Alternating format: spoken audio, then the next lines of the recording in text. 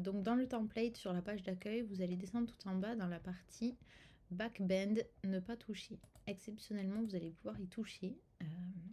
Donc il va falloir commencer par aller dans année. Ici, vous allez rajouter une année, donc 2027. Vous allez retourner en arrière. Après, vous allez aller dans trimestre. Vous allez descendre. Là, vous allez rajouter du coup trimestre 1 2027. Je vais vous montrer que ça. Après, vous ferez de vous-même. Si vous voulez remettre les mêmes icônes, vous pouvez tout à fait changer. Donc là, je crois que j'avais mis un bonhomme de neige. Snow. Voilà. Là, vous allez choisir l'année 2027. Hop. Et il vous faudra, vous allez voir là, donc ça va se lier automatiquement quand on va aller dans mois et qu'on va créer les mois en question. Donc, je repars de nouveau sur mon template d'accueil. Je vais dans mois. Et dans mois, je vais venir du coup créer le mois de janvier 2027. Je vais venir ici rajouter l'année. Je vais venir rajouter du coup la date, sachant que je veux une date de fin. Donc ici, je vais venir mettre 01 01 2027. Il me dit qu'il y a un problème parce que du coup, il vaut mieux attaquer toujours par le fond. Donc là, je vais mettre 31 01 2027. Et là, je vais mettre 01 01 2027. Hop, vous voyez cette 27. Vous voyez comme ça que ça a fonctionné. Et je vais venir ici définir que c'est dans le trimestre 1 de l'année 2027. Je vais faire pareil du coup pour le mois de février 2027.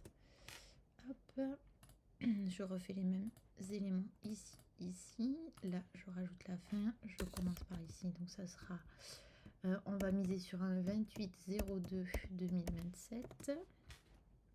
Et ici, je vais venir sur un 1er 02 2027.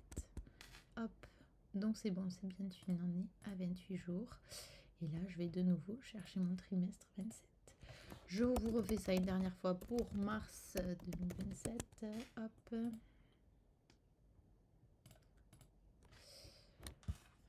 Une date de fin.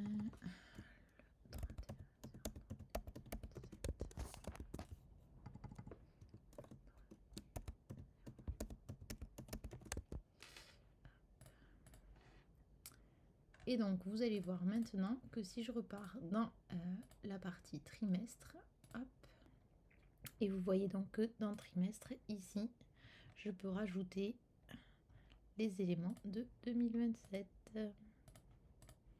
Hop. Donc ça, c'est la première partie. Une fois que c'est fait, donc une fois que vous avez fait ça, vous venez ici mettre une date. Donc toujours pareil, toujours commencer par la date du fond. Hop. Et 1er 01 2027. Hop. Donc là, ça fonctionne. Une fois que vous allez dans le trimestre, vous allez venir ici, changer. Donc là, je l'ai déjà fait, mais toujours attaqué par la date du fond. Et pour que les éléments uniquement du trimestre 27 apparaissent, vous venez définir les dates qui correspondent. En dessous, vous allez avoir le C encaissé. Pareil, il va vous falloir filtrer. Donc là, c'est par année. Nous, on veut clairement un autre filtre. Hop. Et on veut le filtre par mois. Et on va sélectionner nos 3 mois 2027. Donc si vous ne les trouvez pas en cherchant comme ça, vous les recherchez. Hop. Tous ne s'affichent pas forcément. Hop. Et voilà. Et donc là, il n'y a plus rien qui apparaît de nouveau puisque ce n'est pas... Il n'y a aucun élément. Là, vous allez venir faire la même chose que tout à l'heure, toujours attaquer par le fond du coup en mettant 2027. Hop, on fait entrer.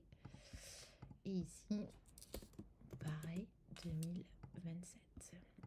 De la même manière, plus rien s'affiche. Et si je fais la même chose juste ici, donc là, je vais sélectionner, hop, mes mois de 2027.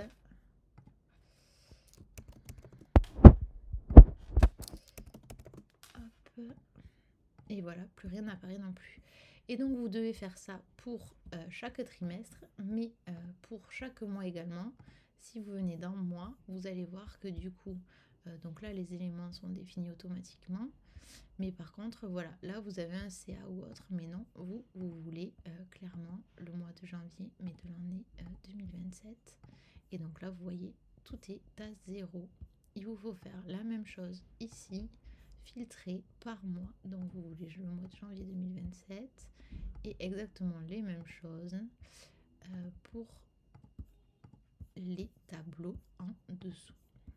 Alors, c'est un peu rébarbatif et ça prend un peu de temps, mais après, c'est à vous de voir ce que vous voulez ou pas, parce que là, clairement, dans toutes ces parties-là, c'est du récap. Alors après, ça, c'est quand même intéressant d'avoir tout ça pour votre déclaration d'URSSAF ou autre, mais c'est à vous de voir ce que vous souhaitez ou pas faire. Sachant que dans vos tableaux récap, si vous allez sur la partie finance par exemple, que vous regardez la partie chiffre d'affaires, là c'est le mois en cours, les mois encaissés. Mais si vous allez dans votre analyse de résultats, là vous allez devoir changer l'année. Vous allez vouloir passer en année 2027 et plus en année 2024. Donc là vous voyez que tout est à zéro. Vous allez vouloir passer ici également en année 2027. Donc il vous faudra changer tous les mois de là pour les mois 2027. Pareil ici. En fait, à chaque fois, tous les éléments sont planifiés et filtrés. Donc il vous faut penser, là vous voyez l'année c'est automatiquement affiché dans les statistiques, mais si je retourne à la page finance par exemple et que je veux la partie administrative et comptable, voilà, là vous avez l'année 2024, il vous faut aller aussi dans les filtres et changer l'année pour l'année 2027. Tous les éléments que vous avez là, voilà, tout est sélectionné pour l'année 2024 qui est l'année en cours. À vous après de faire le changement, là c'est pareil, vous avez un filtre sur l'année, à vous de sélectionner du coup les filtres qu'il vous faut d'une année à l'autre pour que du coup la page reste fonctionnelle.